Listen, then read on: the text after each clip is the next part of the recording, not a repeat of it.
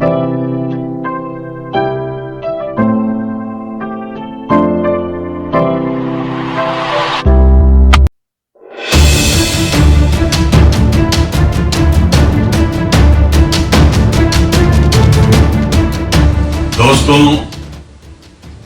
आज मैं जिस विषय पर बात करना चाहता हूं उसका ताल्लुक हम सब से है, हिंदुस्तानियों से है, हर मजहब से है, हर इंसान से है। आज हमें अपने आप को खंगालने की, अपने आत्मसम्मान को, अपने स्वाभिमान को, अपनी इज्जत को दोबारा से खोजने की जरूरत है। हमारा पिछले 1000 वर्ष से कत्लेआम क्यों हो रहा है? हमें जो भी आता है वो नोचता है, मारता है, कत्ल करता है, हम पे जुल्म करता है, जब्र करता है और हमें तबाह करता है, और हम चुपचाप बैठकर अच्छे दिनों का इंतजार करते रहते हैं। पिछले दिनों अगर आप पैटर्न देखें तो अफगानिस्तान में सरकार बदलने के बाद, बल्कि मैं कहूंगा तख्ता पलटने के बाद, वहां के जो छोटे छोटे गिरोह थे, आतंकवादी गिरोह, जिन पर खास तौर पर आईएसआई का कब्जा था या प्रभाव था, उसका इस्तेमाल उन्होंने हिंदुस्तान के खिलाफ करना शुरू कर दिया है। ये रिपरकशंस होने ही थे जिसपे हम आंखें मूंद कर बैठे हुए थे। आज कश्मीर में जो कत्लेआम एक आम शहरी का, एक आम नागरिक का, एक हिंदू का, एक सिख का हो रहा है, वही 90 वाला हाल जब कश्मीरी पंडितों को मारकर, कत्ल करके और उनको वहां से भगा दिया गया था, खदेड़ दिया गया था। आज वही हाल फिर से कश्मीर में हो रहा है। निहत्थे मजदूरों को मारा जा रहा है। आप बांग्लादेश में देखिए, वहां पर तकरीबन 10 से ज्यादा हिंदुओं का कत्ल हो चुका है। कल ही की बात है, वहां पर सैकड़ों घरों को आग लगा दी गई है, कई लोगों को कत्ल कर दिया गया है, मंदिरों को लूट लिया गया है, एस्कॉन मंदिर में घुसकर भयानक तोड़फोड़ की गई है, वहां पर 2 लोगों को मौत के घाट उतार दिया गया है। हिंदुस्तान के अंदर भी अगर आप देखेंगे, साधुओं का, सन्यासियों का, एक आम नागरिक का कहीं ना कहीं किसी ना किसी रूप में कत्ल किया जा रहा है, और उस पर कोई नहीं बोल रहा है। कोई मोमबत्ती वाला गैंग बाहर निकल कर नहीं आ रहा है। लव जिहाद चल रहा है, मासूम लड़कियों को बहकाकर, उन्हें मजहब चेंज कराकर उनके साथ सामूहिक बलात्कार किए जा रहे हैं, लेकिन किसी हिंदू के कान पर जूं नहीं रेंग रही।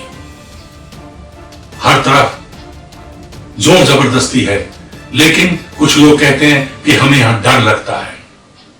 उन्हें शर्म आनी चाहिए। अगर इतना कत्लो गारत करने के बाद, इतना खून बहाने के बाद, इतना मासूम लोगों का कत्ल करने के बाद भी आपको यहां रहने में डर लगता है, तो आप पे लानत है।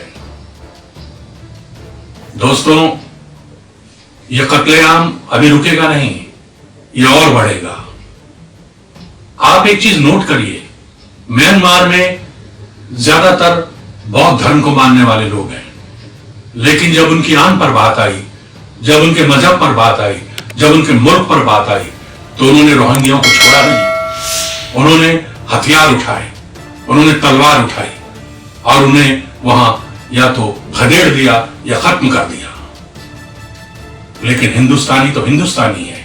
हिंदू, सिख, बौद्ध, जैनी, ईसाई सब सो चुके हैं, सिर्फ इंतजार कर रहे हैं कि कोई आसमान से उतरेगा और हमें आकर बचाएगा। लेकिन ऐसा नहीं होगा। पिछले 1000 वर्ष में हम ये देख चुके हैं।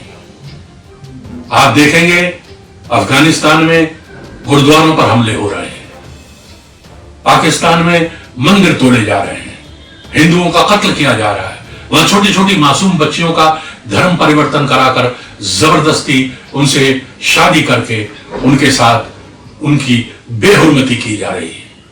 है कोई पुरसाने हाल, कोई पूछने वाला? कोई हिंदू एक साथ इकट्ठे होकर कहीं निकल रहे हैं? कोई प्रदर्शन कर रहे हैं?